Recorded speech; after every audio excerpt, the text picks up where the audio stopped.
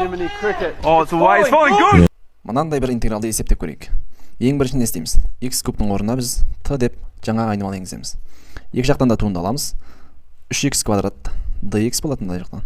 Ал t-ның туындысы 1 болады. 1 көбейтілген dt. 1-ге көбейткенде ешнәрсе өзгермейді.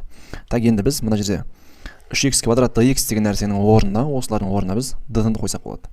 Ал мына жерде 1 қосылған e-ның x куб дәрежесі деген орнына 1 қосылған e-ның x кубты біз t деп алдық. Значит, e-ның t дәрежесі. Интеграл шектерін қойып қояйық 0 мен 1-ді. dt. Мына жақшам қойып қояйық. Енді не істейміз? 1-дің интегралы t болады. E-ның t дәрежесінің интегралы e-ның t дәрежесінің өзі болады.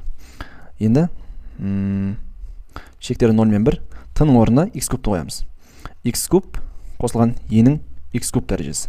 Шектері 0 мен 1 тең болады бізде. Бірінші x-ның орнына 1-ді қоямыз. 1-дің кубы 1, e-ның 1 дәрежесі плюс e болады. Енді 0-ды қоямыз. Азайтамыз. Так, 0-ды қойған кезде 0-дің кубы 0, e-ның 0 дәрежесі 1-ге тең. Так, жақшаны ашқан кезде 1 мен 1 жойылып кетеді. Бізден e-ның жалғыз қалады. Есептің жауабы e.